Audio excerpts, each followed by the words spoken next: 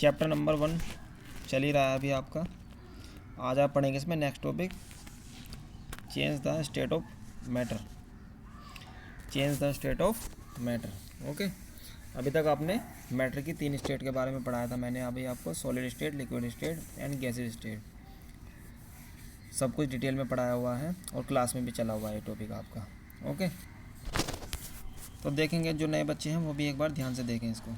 Change the state of matter. Matter की जो state होती है सॉलिड, लिक्विड एंड गैस, इसको चेंज कितने तरीक़ों से किया जा सकता है, कौन कौन से मेथड से किया जा सकता है, ये सब पढ़ना है आपको इसमें। ओके, देखते हैं इसको। The phenomena of change from one state to matter to another state, the back of the original state is called interconversion of state of matter. ये ऐसे भी बोल सकते हैं इसको, interconversion of state of matter, मतलब द्रव की अवस्थाओं का इंटर कन्वर्जन, अंतः परिवर्तन कितने तरीक़ों से कर सकते हैं हम। ये ऐसे बोल दो, change of the state of matter. मान लिया सॉलिड है, सॉलिड से लिक्विड में चेंज करना या लिक्विड से गैस में चेंज करना, इसी स्टेट को बोल रहे हैं हम इंटर कन्वर्जन, या इसी बात को बोल रहे हैं हम इंटर कन्वर्जन। ओके, तो देखेंगे इसको। जैसे solid state, for example solid as ice, solid को जो आपकी आइस है, बर्फ़ होती है, वो आइस के रूप में है। लिक्विड एज वाटर, वाटर कैसा होता है लिक्विड स्टेट में, और वेपर कैसे होती है वाटर वेपर, वो गैस स्टेट में। तो स्टेट तो एक ही है, देखो जो सब्सटेंस है आपने एक ही लिया, देखो वाटर ही है, और वाटर की स्टेट को ही चेंज किया, पहले से सॉलिड में, फिर लिक्विड में, फिर गैसेस में। ठीक है, तो ये वाटर का इंटर कन्वर्जन हो गया 3 स्टेट में। कौन कौन सी? Solid, liquid and gas. Okay, तो देखते हैं इसमें पहला पॉइंट है क्या आपका। सबसे पहला है effect of temperature. Effect of temperature, temperature का क्या इफेक्ट पड़ेगा मैटर की स्टेट पर।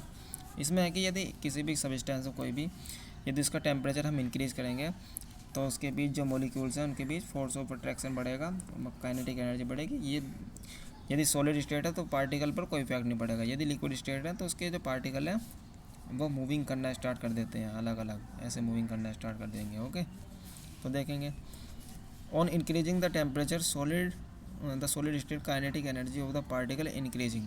काइनेटिक एनर्जी बोला मैंने, काइनेटिक एनर्जी मतलब जो सॉलिड में पार्टिकल्स हैं वो एक एनर्जी आ जाएगी उनमें काइनेटिक एनर्जी के फॉर्म में। 2 एनर्जी होती है आपकी, एक काइनेटिक, एक होती है पोटेंशियल एनर्जी। पोटेंशियल एनर्जी नहीं आएगी या केवल kinetic energy of the particle increase. जब हम गर्म करेंगे किसी सॉलिड को तो काइनेटिक एनर्जी उन पार्टिकलों के बीच की इंक्रीज हो जाएगी, विच क्या लिखा है ये, which convert the force of attraction between particle thereby the solid melt and converted into liquid. तभी तो सॉलिड से लिक्विड में चेंज होगा। कैसे? देखो, आपके पास वैक्स है, वैक्स बता देता हूँ मैं थोड़ा। वैक्स आपकी बुक में एक्टिविटी काफ़ी सारी दी हुई है इसके लिए, जब आपके स्कूल रीओपन होंगे ये एक्टिविटी आपको करा दी जाएगी। वैक्स है आपके पास सॉलिड स्टेट में, जब आप इसको थोड़ा सा, एक वॉच ग्लास होता है हमारे पास लैब में इस तरह का, थोड़ा सा मोम लेकर उस पर हीट करेंगे, नीचे से हीट दोगे तो ये सॉलिड स्टेट है। इनके बीच जो पार्टिकल होंगे, मोम के बीच वैक्स है, वो उनके बीच एक काइनेटिक एनर्जी आएगी। काइनेटिक एनर्जी आने से इसका जो पार्टिकल है वो थोड़ा अलग अलग हो जाएंगे। अलग अलग होने पे ये एक तरह से मेल्ट ही हो जाएगा। मेल्ट क्यों हो जाएगा?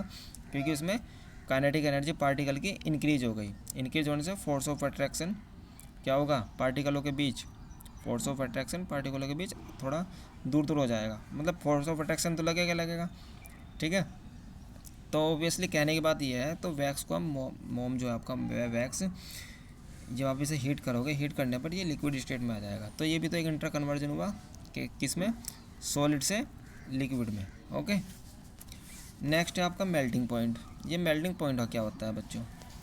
एक ऐसा टेम्परेचर जिस पर कोई सॉलिड लिक्विड में आ जाए, एक पर्टिकुलर टेम्परेचर जिस पर कोई सॉलिड लिक्विड में चेंज हो जाए। ठीक है, और उस टेम्परेचर को जब हम नोट कर लेते हैं तो एक तरह से उसका एक वो पर्टिकुलर टेम्परेचर मेल्टिंग पॉइंट कहलाता है उसका। ये भी मैंने आपको क्लास में बताया हुआ था, एक बार और देख लेंगे। The temperature at which solid melt होगा, melt to because as liquid at atmospheric pressure is called melting point. The melting point of ice is 273.10 kelvin. 273.10 kelvin. ये केल्विन और डिग्री सेल्सियस मैंने कराए हुए हैं वैसे क्लास में, आपको एक बार और करा दे जाएंगे जब आपका चैप्टर कंप्लीट हो जाएगा। ओके, लास्ट टॉपिक आएगा इसका। केल्विन और डिग्री सेल्सियस का।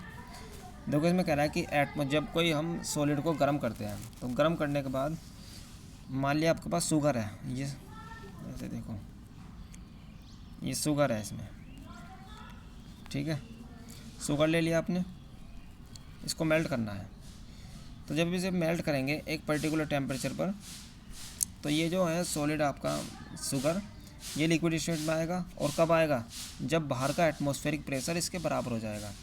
बाहर का जो एटमॉस्फेरिक प्रेशर है, एटमॉस्फेरिक प्रेशर लगेगा, इस पर प्रेशर लगने के कारण वो जो आपका सॉलिड है, सॉलिड सीधा ही लिक्विड में कन्वर्ट हो जाएगा। और उस टेम्परेचर को हम नोट कर लेंगे, एक थर्मामीटर और लगा होता है इसमें, ठीक है। ये भी एक वैसे लैब की एक्टिविटी है, इसको भी आपको लैब स्कूल में कराई जाएगी। ओके, तो मेल्टिंग पॉइंट एक ऐसा ताप जिस पर कोई सॉलिड लिक्विड में कन्वर्ट हो जाए। कब हो जाए? एटमॉस्फेरिक प्रेशर पर, मतलब बाहर का जो atmospheric pressure is called melting point. The melting point of ice is 273 kelvin. Okay, ice का कितना होता है मेल्टिंग पॉइंट? 273। नेक्स्ट है आपका फ्यूज़न। फ्यूज़न क्या होता है? ये भी एक तरह से मेल्टिंग पॉइंट की तरह, ऐसे भी देखते हैं। The process of the process of melting that is called solid state into liquid state is called known as fusion. इसमें आपको जो टेम्परेचर नोट नहीं करना कुछ भी, ठीक है, जिसमें आप टेम्परेचर नोट नहीं करते, जैसे वैक्स को लिक्विड में कन्वर्ट कर देते हो, तो एक तरह से फ्यूज़न हो गया। फ्यूज़न मतलब बोलते हैं हिंदी में बच्चों गलन किसी चीज़ का गलना, फ्यूज़ करना मतलब उसे एक तरह से। जैसे बहुत सारे कंपाउंड होते हैं लैब में, कुछ सॉलिड स्टेट में है, कुछ लिक्विड स्टेट में रखे जाते हैं, तो सॉलिड से ही सीधा ये ऐसे फ्यूज़न ऐसे करते हैं। कोई भी हमारे पास सॉलिड सब्सटेंस है, उसको गर्म कर दिया, सीधा ही लिक्विड में स्टेट में आ गया, वो लिक्विड स्टेट में आ गया। और उसका टेम्परेचर मान लिया हमने 2 या 3 डिग्री सेल्सियस या 10 डिग्री सेल्सियस बढ़ाया, कम ही बढ़ाया, तो उसका एक तरह से फ्यूज़न ही हुआ वो, ठीक है, मेल्टिंग पॉइंट नहीं हुआ। मेल्टिंग पॉइंट तो हम एटमॉस्फेरिक प्रेशर पे भी देखते हैं, ठीक है, उसमें लाइन लिखी थी। इसमें ऐसा नहीं है, बस ये डिफरेंस है मेल्टिंग और फ्यूज़न में। नेक्स्ट है आपका लेटेंट हीट। लेटेंट हीट बोलते हैं बच्चों गुप्त ऊष्मा। ये क्या होती है? The heat goes into substance but does not include its pressure by producing है ये बच्चों, producing and rise in the temperature. latent heat has 2 type, 2 type होते हैं बच्चों latent heat के। इसको बोलते हैं गुप्त ऊष्मा। पहले मैं बता दूं latent heat of vaporization, एक होती है आपके latent heat of vaporization, एक होती है latent heat of fusion। Vaporisation मतलब वाष्प में बदलना, और एक होती है लेटेंट हीट फ्यूजन, मतलब जो गुप्त ऊष्मा है, गलने पे कोई भी पदार्थ है गलने पर लेटेंट हीट कैसी होगी, मतलब पदार्थ जो है उसके गलने पर लेटेंट हीट कैसी होगी। ओके, तो देखते हैं इसको। सबसे पहला है लेटेंट हीट ऑफ वेपोराइजेशन, ठीक है, वाष्पीकरण। वेपोराइजेशन को बोलते हैं वाष्पीकरण, वाष्पीकृत करना। लेटेंट हीट ऑफ वाष्पीकरण के दौरान गुप्त ऊष्मा। तो सबसे पहले है the heat energy to require convert to 1 kilo, 1 kilo of liquid. आपके पास 1 लीटर लिक्विड है या 1 किलो लिक्विड है, इनटू गैस में कन्वर्ट करना एट एटमॉस्फेरिक प्रेशर। कब? एट एटमॉस्फेरिक प्रेशर, बाहर के वातावरण के तापमान पर या प्रेशर पर। At its boiling point is known as latent heat of vaporisation, ठीक है। जैसे आपको वेपोराइजेशन करना है कोई भी सॉलिड या लिक्विड का, ठीक है, तो उसमें क्या है, 1 किलो लेना है आपको, 1 किलो ऑफ लिक्विड, 1 किलो पानी है मेरे पास, कोई भी लिक्विड है 1 किलो, इनटू गैस, इसको गैस में कन्वर्ट करना है, मतलब भाप बनाना है इसको। भाप कब बनेगा? भाप कब बनेगा? एट एटमॉस्फेरिक प्रेशर, जब बाहर का एटमॉस्फेरिक प्रेशर जो है वो इसके इक्वल हो जाएगा इस पानी के प्रेशर के, तब जाके होगा। तो ऐसी कंडीशन में क्या बोलते हैं हम? लेटेंट हीट ऑफ वेपोराइजेशन, ठीक है, latent heat of vaporization its it boiling point, ये भी लिखा है उसके बॉइलिंग पॉइंट पर, is known as latent heat of vaporization. Next है आपका इसमें latent heat of fusion. Latent heat of fusion, ये क्या होता है लेटेंट हीट ऑफ फ्यूज़न? इसमें भी ऐसी है, the quantity of heat required to change unit mass, ये लिखा है बच्चे यूनिट मास, ये यूनिट सही कर लेना इसको, unit mass of the substance from solid, to the liquid state without change temperature is called latent heat of fusion. Without change temperature is called latent heat of fusion.